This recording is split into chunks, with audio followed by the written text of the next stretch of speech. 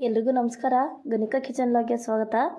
ನಾನು ಇವತ್ತಿನ ವಿಡಿಯೋದಲ್ಲಿ ನಾನು ತುಂಬ ಸುಲಭವಾಗಿ ಕೇವಲ 5 ನಿಮಿಷದಲ್ಲಿ ಡ್ರೈ ಗೋಬಿನ ಯಾವ ರೀತಿ ಮಾಡೋದು ಅಂತ ತಿಳಿಸ್ಕೊಡ್ತೀನಿ. ಕೇವಲ 5 ಮಿನಿಟ್ಸ್ ಅಷ್ಟೇ. ಏನಂತಂದರೆ ಮನೆಯಲ್ಲಿರೋ ಇಂಗ್ರೀಡಿಯೆಂಟ್ಸ್ನ ಬಳಸ್ಕೊಂಡು ಆರಾಮಾಗಿ ಈಸಿಯಾಗಿ ಡ್ರೈ ಗೋಬಿ ಯಾವ ರೀತಿ ಮಾಡ್ಕೊಳ್ಬೋದು ಅಂತ ಹೇಳಿ ತಿಳಿಸ್ಕೊಡ್ತೀನಿ. ನಾನು ತುಂಬ ಈಸಿ ಮೆಥಡಲ್ಲಿ ತಿಳಿಸ್ಕೊಡ್ತಾ ಇದ್ದೀನಿ. ಬರಲ್ಲ ಅನ್ನೋರು ಕೂಡ ಈಸಿಯಾಗಿ ಮಾಡ್ಕೊಳ್ಬೋದು. ಮಾತ್ರ ತುಂಬ ಅಂದರೆ ತುಂಬ ರುಚಿಯಾಗಿರುತ್ತೆ, ತುಂಬ ಟೇಸ್ಟಿಯಾಗಿರುತ್ತೆ. ನೋಡಿ ಯಾವ ರೀತಿ ಬಂದಿದೆ ಅಂತ, ಎಷ್ಟು ಚೆನ್ನಾಗಿದೆ, ಎಷ್ಟು ಕ್ರಿಸ್ಪಿಯಾಗಿದೆ ಅಂತ ನೀವೇ ನೋಡ್ತಾ ಇದ್ದೀರಲ್ಲ, ಅಷ್ಟು ಚೆನ್ನಾಗಿರುತ್ತೆ. ಒಂದ್ಸಲ ಟ್ರೈ ಮಾಡ್ಕೊಂಡು ನೀವು ಒಂದ್ಸಲ ಟ್ರೈ ಮಾಡಿ ನೋಡಿ, ನಿಮಗೆ ಗೊತ್ತಾಗುತ್ತೆ. ನೀವು ಮತ್ತೆ ಇದೇ ಥರನೇ ನೀವೇ ಟ್ರೈ ಮಾಡ್ಕೊಳ್ತಾ ಇರ್ತೀರ. ಇದೇ ಟೇಸ್ಟ್ ಅಂತೂ ನಿಮಗಂತೂ ಅಷ್ಟು ಇಷ್ಟ ಆಗುತ್ತೆ. ಒಂದ್ಸಲ ಟ್ರೈ ಮಾಡಿ ನೋಡಿ. ಯಾರು ಎಲ್ಲೂ ವಿಡಿಯೋ ಸ್ಕಿಪ್ ಮಾಡ್ತೀರಾ ಕೊನೆವರೆಗೂ ವಿಡಿಯೋ ನೋಡಿ. ಇನ್ನು ನನ್ನ ವಿಡಿಯೋನ ಯಾರಾದ್ರು ನೋಡ್ತಾ ಇದ್ದರೆ ಸಬ್ಸ್ಕ್ರೈಬ್ ಮಾಡ್ಕೊಂಡಿಲ್ಲ ಅಂದರೆ ಈಗಲೇ ಸಬ್ಸ್ಕ್ರೈಬ್ ಮಾಡ್ಕೊಳ್ಳಿ. ನೋಡಿ, ಈಗ ಮೊದಲನೇದಾಗಿ ನಾನೊಂದು ಹೂಕೋಸು ತೊಗೊಂಡಿದ್ದೀನಿ. ಈಗ ಇದನ್ನು ಯಾವ ರೀತಿ ಮಾಡೋದು ಅಂತ ನೋಡೋಣ ಬನ್ನಿ. ಈಗ ಹೂಕೋಸನ್ನ ಚೆನ್ನಾಗಿ ಬಿಡಿಸಿ ತೊಳ್ಕೊಂಡು ಬರ್ತೀನಿ. ನಾನಿವಾಗ ಅರಿಶಿನ ಹಾಕ್ಕೊಂಡು, ಉಪ್ಪು ಅರಿಶಿನ ಎರಡನ್ನೂ ಹಾಕ್ಕೊಂಡು ಕುದಿಯೋ ನೀರಿನಲ್ಲಿ ತೊಳ್ಕೊಬೇಕು. ಅಂದರೆ ಒಂದು 5 ನಿಮಿಷ ನೆನೆಸಿ ಬಿಟ್ಬಿಡಬೇಕು. ಆವಾಗ ಸ್ವಲ್ಪ ಅದರಲ್ಲೇನೋ ಹುಳ ಎಲ್ಲ ಇದ್ದರೆ ಈಚೆ ಬರುತ್ತೆ. ಹಂಗಾಗಿ ಈ ಥರ ನೀಟಾಗಿ ಉಪ್ಪು ಅರಿಶಿನ ಎಲ್ಲ ಹಾಕಿ ಬಿಸಿ ನೀರಿನಲ್ಲಿ ತೊಗೊಂಡಿದ್ದೀನಿ. ಒಂದು 2-3 ಸಲ ತೊಳ್ಕೊಬೇಕು. ಈ ರೀತಿ ಕಟ್ ಮಾಡ್ಕೋಬೇಕು. ಫಸ್ಟು ಈಗ ಇದಕ್ಕೆ ಶುಂಠಿ ಬೆಳ್ಳುಳ್ಳಿ ಪೇಸ್ಟನ್ನು ಹಾಕ್ಕೋತಾ ಇದ್ದೀನಿ.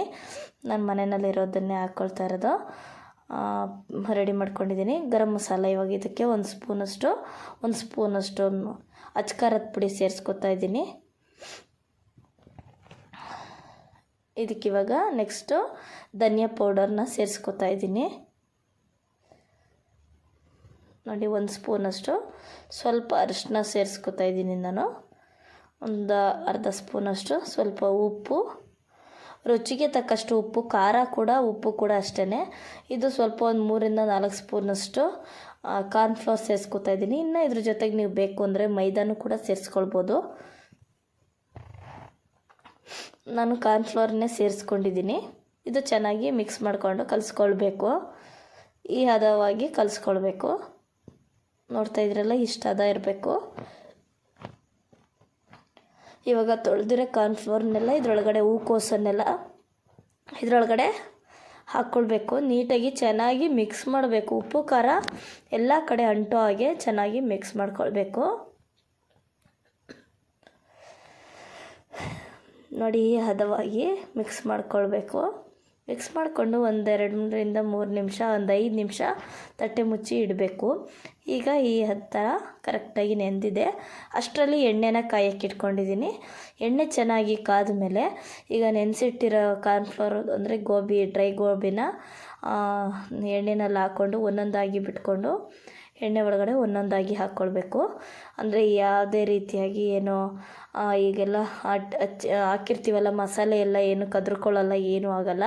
ನೀವೇ ನೋಡ್ತಾ ಇರ್ತೀರಲ್ಲ, ನೋಡಿ ಹೆಂಗೆ ಬರುತ್ತೆ ಅಂದರೆ, ಎಷ್ಟು ತುಂಬ ಚೆನ್ನಾಗಿರುತ್ತೆ ಅಂದರೆ ನಿಮಗೆ ಅನಿಸುತ್ತೆ ಎಷ್ಟು ಚೆನ್ನಾಗಿರುತ್ತೆ ಅಂತ ಅನಿಸುತ್ತೆ. ನೋಡಿ, ನೀವೊಂದ್ಸಲ ಟ್ರೈ ಮಾಡಿ ನೋಡಿ. ಡ್ರೈ ಗೋಬಿ ಮಾಡಿರೋದು ನಾನು ಹೂಕೋಸಿನಲ್ಲಿ. ನೋಡಿ, ಇನ್ನು ಮಸಾಲೆನಲ್ಲಿ ಇದೆಲ್ಲ ಇನ್ನೂ ಚೆನ್ನಾಗಿ ಬೇಯಬೇಕು. ಸ್ವಲ್ಪ ಬೆಂದ ಮೇಲೆ ತಿರುಗಿಸ್ಬೇಕು. ಹಂಗೆ ತಿರುಗಿಸ್ತಾ ಇದ್ದರೆ ಕದ್ರೋಗ್ಬಿಡುತ್ತೆ.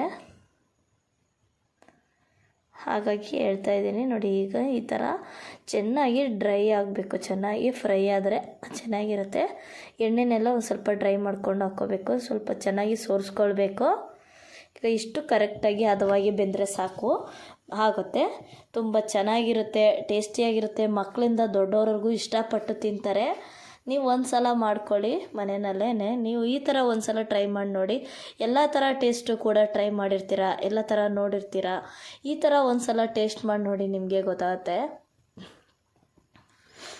ನೋಡ್ತಾ ಇದ್ದೀರಲ್ಲ, ಇದನ್ನಂತೂ ಹಿಂಗೆ ಬರೀದೇ ತಿನ್ಬೋದು. ಇಲ್ಲ ಅಂದರೆ ಬರೀ ಗ್ರೀನ್ ಚಟ್ನಿ ಬರುತ್ತಲ್ಲ, ಕೊತ್ತಂಬರಿ, ಪುದೀನ, ಹಸಿಮೆಣ್ಸಿನ್ಕಾಯಿ, ಮೆಣಸು, ಬೆಳ್ಳುಳ್ಳಿ ಇಷ್ಟು ಹಾಕ್ಕೊಂಡು ಪುದೀನ ಚಟ್ನಿ, ಗ್ರೀನ್ ಚಟ್ನಿನಲ್ಲೂ ಕೂಡ ತಿನ್ಬೋದು. ಎಲ್ರಿಗೂ ನಮಸ್ಕಾರ. ಮುಂದಿನ ವಿಡಿಯೋದಲ್ಲಿ ಸಿಗ್ತೀನಿ.